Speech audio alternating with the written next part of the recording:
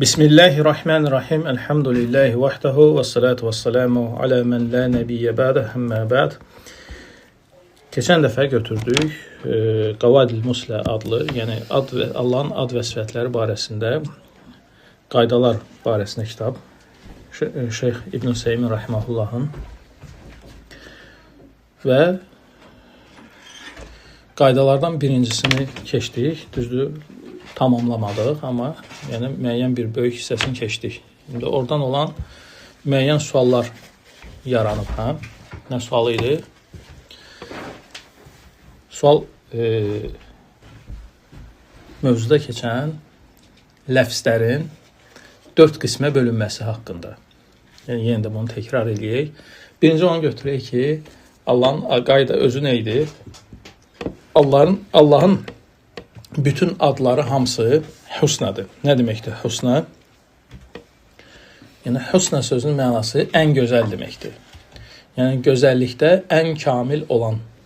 Demək, Allahın adları elə belə hansısa vəsflərdən götürülmür, hansısa ləfzlərdən götürülmür, götürülür o vəsflər və ləfzlər içində ən kamillərindən. Yəni Allahın adları mədhə, yəni tərifə dəlalət etməlidir. Həm də dəlalət etməlidir. Və ona görə də yəni şeyx orada bölgü etmişdi. Yəni vəsfləri 4 yerə bölmüşdü və yaxud ləfzləri fərqi yoxdur. Yəni 4 qismə bölmüşdü. Yəni birinci qism hansı ki, yəni o vəsfdir ki, hər tərəfli bu kamillikdir. İkinci vəsf o idi ki, yəni orada hər tərəfli naqislikdir. Misal üçün hər tərəfli kamillik olan vəsflərdən misal çəkdi orada. Eşitmək, görmək, elm sifəti. Elm sifəti nədir? Rəhim, yəni rəhimli olmaq. Bunlar hər tərəfdən nədir? Mədhə, tərifə dəlalət edir. Hər tərəfdən yəni kamillikdir. Hər tərəfdən naqisliyə dəlalət edən vəsflər nədir? Misal üçün xəstələnməkdir, ölməkdir, cahillikdir. Bunlar hər tərəfdən naqislikdir. Yəni bu cahil və yaxud xəstə olan. Heç bir tərəfdən və yaxud mürgül, yəni yatan və s. yəni ki, bu kimi vəsflər, yəni Allaha nisbətdə nədir? Naqislikdir, yeməkdir, içməkdir. Allaha nisbətdə naqislikdir. Yəni mütləq şəkildə naqislikdir də bu. Düzdür? Çünki burada heç bir tərəfdən nə yoxdur? Tərif yoxdur, heç bir tərəfdən kamillik yoxdur. Sonra gəlir qalan 2 vəsf, hansında ki, yəni daha çox suallar doğurur da, düzdür? Yəni o vəsflər ki, özü özlüyündə kamillikdir, bu bir.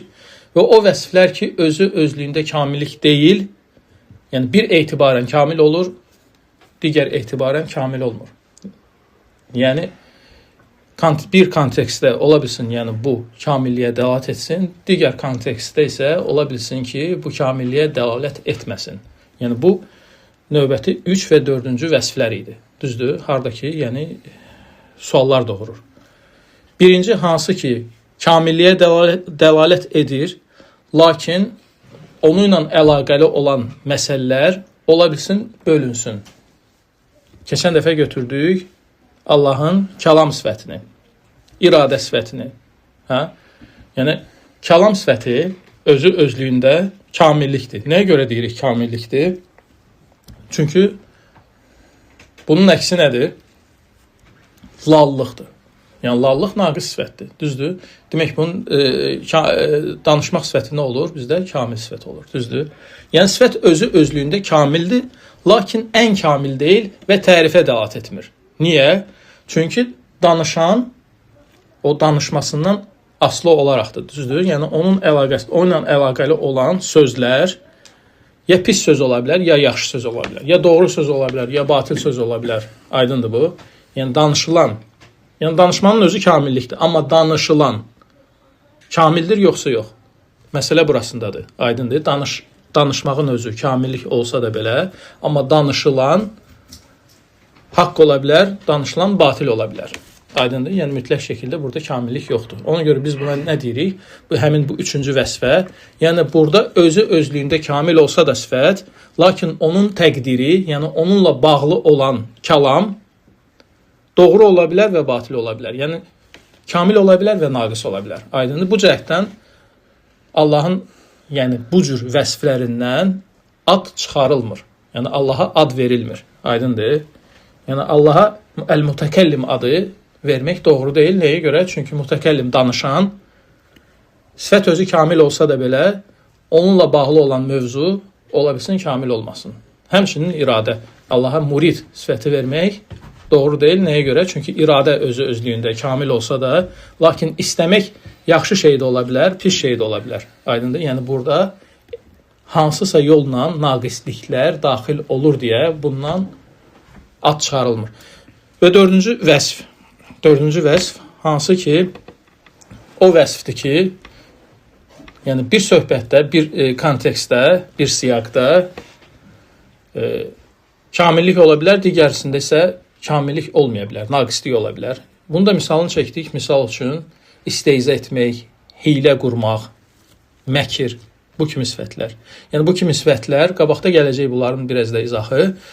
Yəni amma bu qaydaya aid olan o hissəsidir ki, yəni məkir, istehza, hiylə bir halda tərifə layiq ola bilər, yəni kamillik bildirə bilər. Digər kontekstdə isə deyək, bu yəni tərif olmaya bilər. Yəni əksinə məzəmmət ola bilər. Yəni kiməsə hiylə qurdu, aydındır. Kimdənsə istehza etdi. Ola bilər bir yerdə naqislik olsun, digər yerdə kamillik olsun. Aydındır bu. Bundan da deməli Allah üçün ad çıxarılmır. Yəni ad Allah Taala özü üçün o adları seçib ki, hardakı mütləq şəkildə tərif var, mütləq şəkildə kamillik var. Yəni çıxarılmır deyəndə, yəni insanlar bunu çıxartmır, məxluq bunu çıxartmır. Allah artıq bunu özü üçün təyin etmişdi bu adları və seçmişdi o adları ancaq sırf kamil sifətlərdən. Aydındır bu, hə? Sonra davam edirik qaydanı, yəni bu sual aydın olandan sonra keçirik qaydanın davamına, yəni birinci qaydanı yəni bitiririk növbəti hissə ilə və müəllif deyir ki: "Vel hasanu fi əsma'illahi Teala yakunu bi i'tibar kulli ismin ala infiradihi." Sonra deyir Allahın adlarındakı olan o gözəllik ayrı-ayrılıqda ola bilər. Necə ki ayrı-ayrılıqda götürdük, eləcə də cüt gələrək də ola bilir. Yəni cüt olaraq ola bilir nə deməkdir? Misal üçün Allah Taala'nın aziz adı, yəni izzət sahibi də, hə? Aziz, izzətli. Mənası nədir? İzzətli. Bu kamillikdir. Və Allah Taala özü üçün aziz adı götürüb. Həmçinin Allahın həkim adı, hikmət və hökm sahibi. Bu da kamillikdir. Allah özü üçün bu adı götürüb də, düzdür, Əl-Həkim. Bunlar ayrı-ayrılıqda nədir? Ən gözəl məna daşıyır, kamil məna daşıyır. Lakin bunların birgə gəlməsi, cüt gəlməsi kamillik üstünə kamillik gətirir. Aydındır? Yəni ayrı-ayrılıqda bu bir kamillikdir, lakin onların cüt gəlməsi, birləşməsi isə əlavə bir kamillikdir. Və Allah Taala buyurur: "Yecmə beynəhumə fil Qur'ani kəsirə." Və Allah Taala deyir, bu iki adı Quranda çox yerdə deyir cəm etmişdi, cüt gətirmişdi yəni. Fəyəkunu kullu minhumə dəllan aləl kəmalil xas əlləzi yaqtadihi. Və ona görə də bunların hər birisi ayrılıqda deyir, kamilliyə dəlalət edir. Yəni öz tələbinə uyğun, lakin bunu cüt gəlməsini, yəni bu iki adın cüt gəlməsi kamillik üstünə kamillik gətirir. Nə deməkdir kamillik üstünə kamillik gətirmək? Misal üçün deyir ki: "Və huvel izzatu fil aziz." Yəni aziz adında olan izzət mənası, sifəti, həmçinin hökm və hikmət, həkim adında olan bu vəsflər, bunları deyir cəm edəndə başqa bir kamillik əmələ gəlir. O da nədir? Allahın izzəti, yəni izzət nədir? Biz izzət nəyə deyirik? Güc, qüvvətə də, düzdür? Yəni Allahın bu izzəti hikmətindən dolayıdır. Yəni bir çox deyir izzətlilər var ki, güclülər var ki, hikmət güdmürlər, insanlara zülm edirlər. Düzdür? Zülm nədir? Bir şeyi yerinə qoymamaq. Hikmət nədir? Bir şeyi yerinə otuzdurmaqdır da, düzdür? Haqsızlıq edirlər, pislik edirlər. Yəni izzətindən istifadə edir, gücündən istifadə edir. Düzdür? Amma Allah Taala nədir? Azizul Həkimdir. Yəni izzətli olması ilə yanaşı həm də nədir? Həkimdir. Yəni hökm sahibi, hikmət sahibidir. Aydındır. Bir şeyi yerinə otuzdurur. Yəni zülm etmir, haqsızlıq etmir. Aydındır. Demək bu ikisi bir yerə gələndə nə olur? Kamillik üstünə kamillik gəlir. Və nə qədər hikmətli insanlar var ki, güc sahibi deyillər. Yəni hikmət gücsə belə müəyyən şeylərə gücü çatmır. Amma Allah Taala nədir? Azizül Həkimdir. Yəni izzəti yerində, yəni hikmətlə rəftar edir. Aydındır. Və hikməti yerində də gücü keçərlidir. Yəni izzətlidir. Aydındır da bu, bu qayda. Və bunu ilə müəllif tamamlayır birinci qaydanı. Birinci qayda hansı ki, qaydanın adı nə idi? Allahın bütün adları hamısı husnadır, ən gözəldir. Yəni son dərəcə kamilliyə dəlalət edir. Son dərəcə dedik bayaq, yəni 4 vəsfə bölsək, ən güclü kamil vəsfi hansı olacaq? Hər tərəfdən yəni kamil olan. Aydındır bu. Ondan sonra keçirik ikinci qaydaya. İkinci qayda müəllif rahimehullah buyurur ki, Allahın adları həm şəxsi addır, həm də vəsfdir. Ələmdir, yəni aləmdir. Aləm nə deməkdir? Şəxsi ad. Bir də əvsafdır, yəni vəsfdir. Nə deməkdir? Həm şəxsi ad, həm də vəsf. Yəni insana misal üçün ad qoyanda, yəni kiməsə misal üçün Abdullah adı qoyulur və yaxud yəni həkim adı qoyulur. Yəni həkim adı da, hə? Yəni insana bu ad qoyanda sırf onu çağırmaq üçün qoyurlar da, düzdür? Yəni orada nəzərdə tutulmur ki, Allahın qulu. Nəzərdə tutulmur ki, həkim, yəni bu hikmət sahibidir. Düzdür?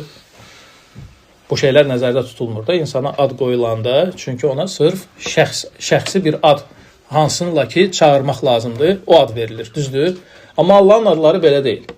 Allahın adları həm şəxsə dəlalət edir, həm çağırmaq üçündür, həm də vəsfə dəlalət edir. Yəni hər deyilən o ad həm də o vəsfi daşıyır özündə. Misal üçün Allahda Əl-Həkim adı insandakı həkim adı kimi eyni deyil. İnsanda həkim adı qoyulur, yəni hikmət sahibi adı qoyulur.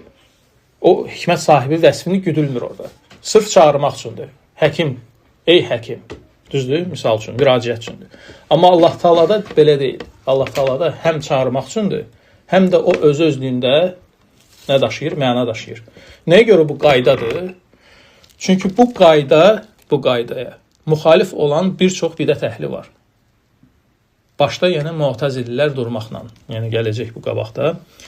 Yəni rəddiyələrdir, şübhələrə cavablar da inşallah. Bu qaydada da məqsəd odur. Allahın adları həm ələmdir, yəni aləmdir, şəxsi addır, həm də ki əvsafdır, yəni vəsfdir, yəni mənaya dəlalət edir. Yəni məxluqatdakı kimi eyni deyil. Və ona görə deyir ki, əl-ələmu bi-ətibar dəlalətihə aləzzət. Və Allah Taala'nın bir ələmdir adları. Ələm nədir? Şəxsi adlardır. Zatına dəlalət etmə etibarı ilə. Yəni zata dəlalət edirsə, bu nədir? Şəxsi addır. Mənaya dəlalət edirsə, bu nədir? Vəsfdir. Yəni zat və məna. Aydındır. Yəni Allah Taala alimdir, elm sahibidir. Allah Taala rahimdir, rəhimlidir. Allah Taala qadirdir, qüdrət sahibidir. Aydındır. Yəni həm addır, həm də nədir? Mənadır, sifətdir yəni. Həm zatdır, yəni qadir deyəndə zatı nəzərdə tuturuq da, düzdür? Qadir deyəndə zatı nəzərdə tuturuq, qudra deyəndə mənanı nəzərdə tuturuq. Aydındır bu? Aydındır bu bölgü. Və hiyə bi-etibaril əvvəl mutaradifə li-dəlalətihə alə musamman vahid. Və birinci etibarən, yəni şəxsə dəlalət etməsi etibarən bu sinonimdir, mutaradifədir. Mutaradifə sözünün mənası nədir? Sinonimdir. Yəni biz deyəndə qadir, biz deyəndə səmi, biz deyəndə həkim, əziz, ər-rahim, ər-rahman, bunlar hamısı sinonimdir. Nəyə görə bunlar sinonimdir? Zata etibarən. Çünki bir zatı çağırırıq bu ilə. Aydındır. Sinonimin mənası nədir? Hə? Sinonimin mənası yəni mənası eyni olan, zatı eyni olan və amma səslənməsi, yəni hərfləri başqa-başqa olan. Düzdür? Yəni başqa-başqa sözlərdən işlədərək eyni şeyi nəzərdə tutmaqdır da sinonim, düzdür? Burada da həmin şeydir. Başqa-başqa adlardan istifadə edərək eyni zatı qəsd edirik. Allahı. Aydındır. Bu etibarən nədir? Zat etibarı ilə nədir bizdə? Sinonimdir. Mütəradifədir. İkinci etibarən mütəbəyyinədir. Mütəbəyyinə sözün mənası nədir? Bir-birinə ziddiyyət təşkil edir. Bir-birindən ayrıdır. Həm ləfsi, həm məna cəhətdən bir-birindən ayrıdır. Yəni bir-birindən ayrı nə deməkdir? Yəni biz mənanı qəsd ediriksə, Qadir, Səmi, Bəsir, Alim, bu adlarda mənanı qəsd ediriksə, bunlar nədir? Mütəbəyyinədir, bir-birindən ayrıdır, sinonim deyil. Artıq nədir? Bir-birindən ayrıdır. Bir-birindən ayrı nə deməkdir? Yəni alimin mənası elmdirsə, elm sahibi, Qadirin mənası qüdrət sahibidir. Bunlar bir-birindən ayrıdır, düzdür? Rahimin adı rəhmət sahibi, düzdür? Bunlar hamısı bir-birindən ayrıdır bu etibarən. Demək, məna etibarən bunlar hamısı bir-birindən fərqlidir. Zat etibarən bunlar hamısı sinonimdir. Aydındır bu? Yəni mütəradifə, mütəbəyyinə. Mütəradifə, sinonim, mütəbəyyinə bir-birindən ayrı. Aydındır qayda. Deyir ki, Fəl-həyyul alimul qadirus səmiul bəsirur rəhmanur rəhimul azizul həkim. Bütün bu adlar sadaladığımız kulluhə əsməun li musəmmə vahid. Bütün bunlar yeganə bir adlananın adlarıdır. O da Allahdır. Düzdür? Zatı etibarı ilə bunlar hamısı Allaha aiddir. Lakin mənaları isə heyyin öz mənası var. Hey yəni mənası alim mənası deyil. Nədir ki, alim mənası qadir mənası deyil. Aydındır da bu. Burası aydındır. Və sonra deyir ki, şərhində, bu məsələnin şərhində deyir ki, burada deyir, bu qaydada iki tərəf araşdırılır, iki məsələ araşdırılır. Birinci məsələ odur ki, Allahın, bayaq dediyimiz qayda, Allahın adları zata etibarən şəxsi adlardır. Mənaya etibarən isə vəsflərdir. Aydındır bu. Amma digərlərinin isə, adları isə, yəni misal üçün deyirik ki, Əs-Səmi adı, Allahın eşidən, Əs-Səmi sözün mənası nədir? Eşidən. Bu bir etibarən, yəni zatına dəlalət etməsi etibarən nədir? Şəxsi addır. Amma içindəki eşitmə mənasına etibarən bu nədir? Vəsfdir. Aydındır? Yəni səsləri eşidən, bunun mənası nədir? Vəsfdir. Və məsmə qeyrullah, qaldı ki, Allahdan qeyrilərinin adları isə orada nədir? Şəxsi addır ancaq. Ancaq çağırmaq üçündür. Fəqət yetəsəmmə əhədun nəs bi Abdillah. Misal üçün, insanlardan birinin adı Abdullahdır. Mənası isə, həqiqətdə isə, baxırsan ki, insanlar içində ən kafiridir. Yəni, Allahın qulu deyil heç. Abdullah sözün mənası nədir? Allahın qulu, düzdür. Yəni, atası uşağının adını Abdullah qoyub sadəcə. Çağırmaq üçün. Amma baxırsan ki, həmin adam heç də Abdullah deyil. Yəni, məna etibarı ilə. Və yaxud başqa birisi Əli adlanır. Amma ən alçaq insandır. Əli uca deməkdir də mənası. Amma insanlar içində ən alçağından biridir. Və yaxud digərsi Həkimdir adı. Və görürsən ki, insanlar içində ən səfiyyidir əli. Yəni, çünki o ad qoyulub, atası adı qoyub ki, çağırmaq üçün. Mənanı nəzərdə tutmayıb. Düzdür? Və həzə yetəsəmmə bi Muhammed və görürsən, digərisi deyir, adı Məhəmməddir, özü isə deyir, məzəmmətdir. Məhəmməd deyil.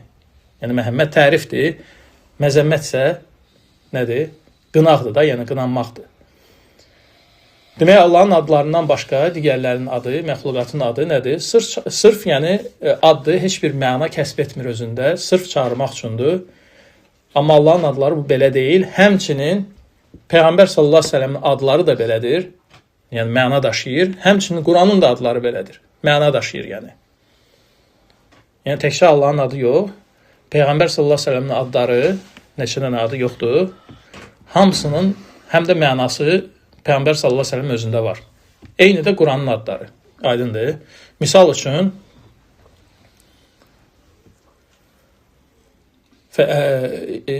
demək, Peyğəmbər sallallahu əleyhi və səlləm adlarından biri Muhammeddir. Düzdür? Yəni o təkcə çağırmaq üçün verilməyib bu ad. Allah Taala seçib bu adı onun üçün. Yəni bu ad seçilib ona görə ki, çoxlu həmd edir. Muhammed sözünün mənası nədir? Çoxlu həmd edən və yaxud başqa bir mənası da var. Çoxlu tərifə layiq xislətlərinin olmasına görə. Yəni Muhammed həm çoxlu tərif edəndir, həmd edəndir və yaxud çoxlu həmd xislətlərinə, tərif xislətlərinə malikdir. Və başqa adlarından Peyğəmbər sallallahu əleyhi və səlləmin Əhməd. Lənnəhu Əhmədun nəs lillahi. Çünki insanlar içində Allah ən çox həmd edən insandır. Əhməd adı. Və yaxud insanlar içində ən çox tərifə layiq olan insandır. Yəni də Əhməddir mənası. Və yaxud digər adlarından Mustafa və digər aydındır seçilmiş. Bunlar hamısı nədir? Həm addı çağırmaq üçün, həm də nədir? Vəsfdir. Yəni özündə o vəsfi daşıyır. Digər insanlarda isə bu belə deyil, dediyimiz kimi. Və sonra gəlir qaydanın ikinci tərəfi, ikinci məsələsi, bayaq dediyimiz, yəni qayda bölünür. Qayda yəni bölünür sinonimlara, mütəradif sözlərə və mütəbəyyin sözlərə. Dayanaq istəyirsiniz bu yerində ki, gələn dəfə bu hissəsini ayrıca izah edək, hə? Ki ağır olmasın. Hə? Dayanaq inşallah. Dayandıq burada. Subhanakallahumma və bihamdikə əşhədu an la ilahə illə əntə əstəğfiruka və etûbü ileyk.